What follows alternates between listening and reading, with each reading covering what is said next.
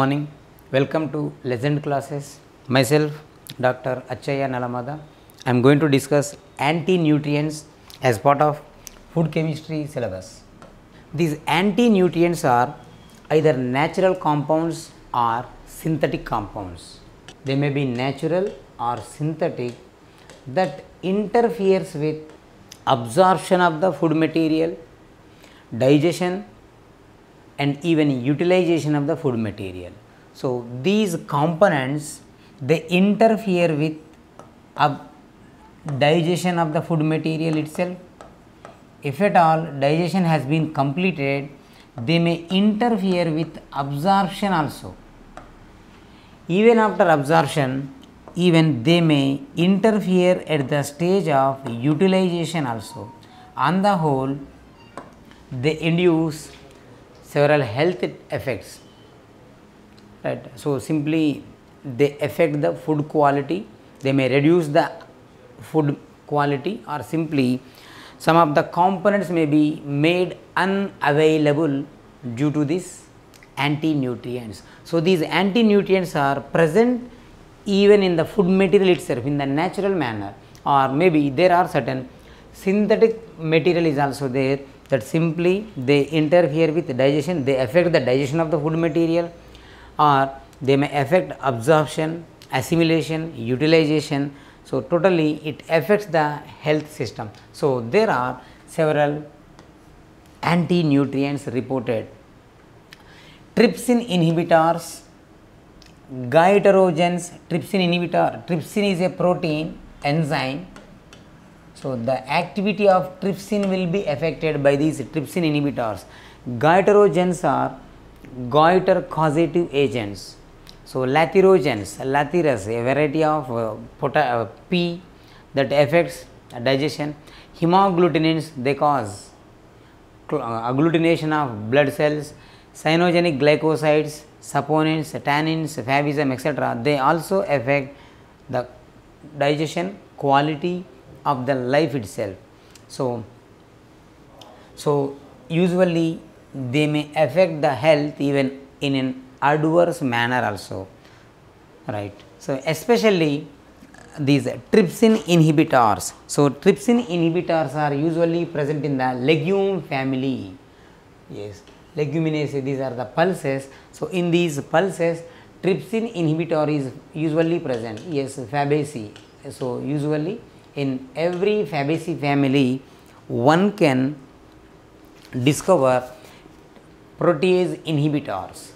So, even they are used in treatment of certain diseases also, because they inhibit protease enzymes. For example, in case of HIV AIDS also protease inhibitors are used. So, that these enzymes are trypsin inhibitor anti-nutrients are present in Leguminaceae family or Fabaceae family like Bengal grams, cowpea, soya bean and peas. So, these are having trypsin inhibitors. So, these trypsin inhibitors inhibit the trypsin in the alimentary canal itself. So, that as you know, trypsin is an enzyme that acts on proteins. So, these proteins get converted into peptides, proteoses, peptones. So, trypsin is a pancreatic enzyme that acts on proteins, that converts proteins into peptides. As an interference, as a result of interference of this trypsin inhibitor, trypsin enzyme may fail to hydrolyze the proteins into the simpler compounds. So, that it affects the digestion itself. According to definition, there are certain components that interferes with the digestion itself. So, it is affecting the digestion of the food material, so that it makes the protein unavailable to the system. So, that is the impact of these trypsin inhibitor in alimentary canal. So, even it also induces enlargement of the pancreas. So, pancreas is both an exocrine and endocrine organ. It secretes insulin glucagon hormones on one hand. On the other hand, pancreas secretes pancreatic juice that contains trypsin, amylase, lipase, chymotrypsin enzymes. So, in addition to carboxypeptidase, aminopeptidase enzymes are also present. Yes, simply. So, it possesses all the enzymes that can hydrolyze carbohydrates, proteins and lipids. So, this trypsin inhibitor causes enlargement of the pancreas, thereby it severely affects the pancreatic functions. So, it affects hormonal regulation of metabolisms on one hand, on the other hand it also affects digestion of the food material. So, even it causes growth retardation. So, simply it stops the growth in animals. So, when an organism consumes a food material with trypsin inhibitor, so these plants of Fabaceae family, legume family, etc., they usually cause growth retardation in some cases. This is due to the anti-nutritional effect of the trypsin inhibitor. So, usually these are heat labile. When they are subjected to heat, they may become unstable. Usually when food material is subjected to cooking, like because it is exposed to elevated levels of temperature, even pressure is also exerted on these components. Due to the pressure and elevated temperatures, so these compounds they get destroyed because they are heat labile, they are not stable. When they are exposed to this temperature and some pressure, so protease inhibitors will be destroyed, so that when one may overcome the problem of trypsin inhibitor.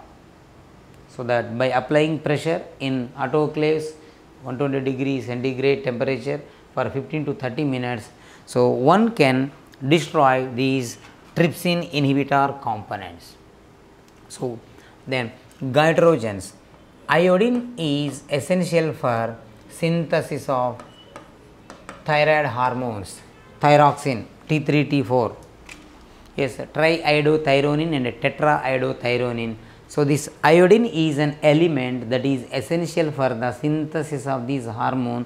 It is incorporated, right. Now, the sources are marine foods, iodized salt, etc. This is a mineral. So, usually whenever this iodine is deficient, it causes goiter. So, swelling of the neck region. So, thyroid gland is usually present in the neck region. So, as a result of this, bulging of thyroid happens. This is called as goiter. So, there are certain compounds, thiocyanate, isothiocyanate and other derivatives of these components, they interfere with absorption and utilization of the iodine molecule. So, usually it involves transportation in addition to absorption. Again it has to be transported, right, in order to be incorporated into this hormone. So, it severely affects its absorption and transportation, therefore, it causes iodine deficiency. Once iodine deficiency is there, it causes goiter, right. So, usually soya, broccoli, cabbage, cauliflower, lentils, etc., these are goitrogenic substances. So, these goitrogen, especially people who are suffering from goiter related problems are advised not to go for these food material. Yes, it is better to avoid this food material just to prevent further deterioration of the thyroid activity. So, simply it results in goiter. So, that food must be always subjected to certain levels of temperature, so that one can overcome this problem. Yeah, lathyrism is another one. So, Lathyrus sativus is a plant. Yes, this is called as kesari dal. So, in these Lathyrus sativus, there is a compound. Yes, this is called as a lathyrogen. This is also an anti-nutrient component. So, it simply cripples the man. So, crippling, right, you can observe the impact of lathyrogens. So, these are the pulses. Consumption of these pulses causes crippling problem in human beings. So, usually muscle become rigid, right, muscle tone decreases, they become weak, finally it may cause paralysis of the leg muscles. So, usually muscle tone is common. So, that preparedness, it indicates the preparedness of the muscle for the contraction expansion in order to move from one place to other place, but as a result of this laterism, so it severely affects the muscle contraction. So, usually by steeping or by paraboiling, right. So, this can be removed by paraboiling and steeping process of these kesari dal. So, this is having some amino acid beta oxalyl amino alanine. So, this is the reason for the problem of crippling activity. So, especially this is grown, cultivated in Maharashtra and right northern India, western India, right. Hemagglutinins. So, these hemagglutinins simply they are called as phytoagglutinins because the source itself is plants. So, they cause agglutination. So, they cause agglutination. They are also called as lectins. Lectins are proteins that binds with the carbohydrates, concavalin A, etc. So, these lectins usually they interact with dipeptidase enzymes, disaccharidase enzymes. These are enzymes that acts on proteins and carbohydrates, so that it affects the digestion of the food material. So, hemagglutinins are usually isolated from soya beans, beans, horse gram, so that it interferes with food intake, so that it affects the appetite of the individuals. So, consumption usually causes nausea, vomiting, diarrhea. So, they cause agglutination of the blood cells. Therefore, it is called as hemagglutination. Yes, cyanogenic glycosides.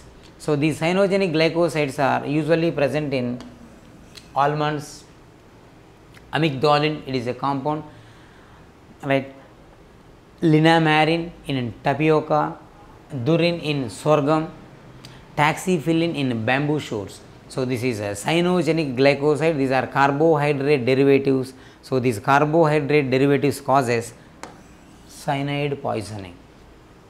Right, as you know, cyanide interferes with the respiratory chain. So, simply it affects ATP synthesis in mitochondria, right. So, there are different complexes that are present in the inner mitochondrial membrane. So, they are considered as complex 1, 2, 3, 4. So, this cyanide interferes ATP synthesis at the in between complex 3 and 4. Therefore, it affects the ATP synthesis in a severe manner. That is the reason it results in death. So, that it causes immediate death because of the inhibition of cytochrome C oxidase enzyme. The cytochrome C oxidase enzyme is inhibited by cyanide poisoning. Right. This is usually present in minute quantities, but when it is present in these quantities it is safe, but whenever the quantity exceeds, whenever the magnitude or the quantum is more than the edible level, it causes cyanide poisoning.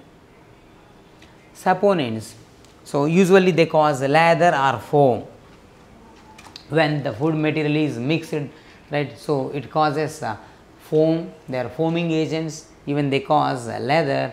So, these usually they are responsible for toxicity because of fungus. So, these are fungi toxic, right. They cause nausea, vomiting. Saponins are phenolic compounds. So, these are polyphenolic compounds that are present in the plant. So, when this material is subjected to soaking prior to cooking, one can overcome the problem of saponins. So, tannins are also phenolic compounds, polyphenolic compounds. These are usually present in tea, coffee. Yes. So, they are present in the seed coat of the legumes also. It binds with iron, so that usually remember, right, soon after the meals or prior to the meals, one should not go for tea. So, this tea interferes with iron absorption. If at all the food material, if at all the diet is having iron, so that iron may not be absorbed by the system.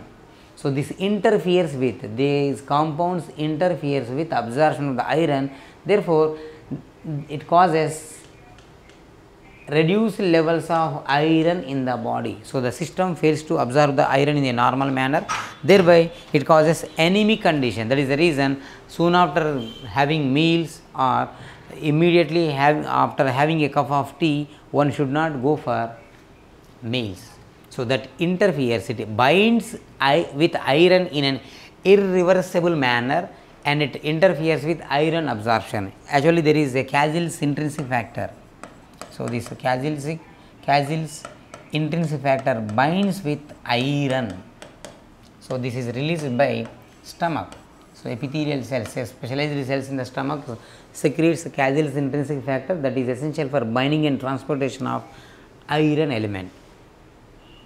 Yes, even it also affects B vitamin availability, so that it interferes with absorption of the B vitamins, so that it would affect other metabolic activities associated with B complex vitamins.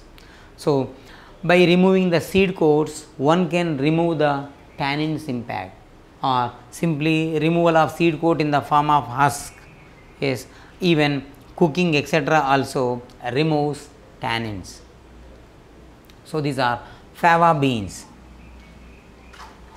So these fava beans possess a component that leads to the deficiency of glucose 6-phosphodehydrogenase enzyme. So remember, this is a lethal disease. It causes hemolytic anemia. So in case of HMP shunt, we require 5 carbon containing sugars, 6 carbon containing sugars, 7 carbon containing sugars, etc. Especially for the synthesis of 5 carbon containing sugars, these 5 carbon sugars are part of nucleic acids like DNA or RNA. Right, at the time of for the synthesis of these 5 carbon sugars, we require operation of HMP shunt. So HMP shunt operates in the system hexose monos phosphate pathway or HMP shunt. So this synthesizes 5 carbon containing sugars. So this pathway involves an enzyme, glucose 6-phosphate dehydrogenase enzyme. So this converts glucose 6-phosphate into lactones. So as a result of these anti-nutrient component, so this enzyme becomes ineffective, it becomes deficient. Once this enzyme is deficient, so it would result in hemolytic anemia. Blood cells are subjected to breaking down, so that it causes hemolysis, breaking down of erythrocytes. So subsequently it causes anemic condition in the individuals. So these components are present in the cotyledons of these pulses, beans. So the symptoms includes a fever, dark urine, severe abdominal pain, back pain, fatigue, pale skin. Yes. So these lectins are toxins, these are proteins that binds with the carbohydrate material. So kidney beans possess highest amount of lectin components. So it causes stomach pain, vomiting, diarrhea. So when these components are soaked, yes, it is always better to soak the material prior to cooking, so that it removes the anti-nutrient components. So phytates, phytic acid, so it severely interferes with absorption of several minerals like calcium, zinc, iron and magnesium. So this is simply, it is present in certain millets and cereals. So phytate is also present in, phytol chain is present in chloroplast also, right. So therefore it is more abundant, simply speaking it is more abundant in natural sources. So in these cases, so it usually forms phytate form because of the phosphorus content. So it interferes with binding of iron, zinc, calcium and manganese, as these are certain trace elements that are essential for the survival and maintenance of living organisms. So that by binding with these iron, zinc, calcium, magnesium, it makes unavailable so that these elements become unavailable to the system, so that it results in malabsorption of these minerals, so that severely affects all the functions associated with them. For example, iron causes deficiency, iron deficiency causes anemia, calcium deficiency causes osteoporosis, or zinc deficiency affects enzymatic activity. So that usually when these seeds are subjected for sprouting, germination, it usually reduces the impact of these enzymes, therefore it can overcome. Yes, anti-nutrient impact of these phytic acids or oxalates can be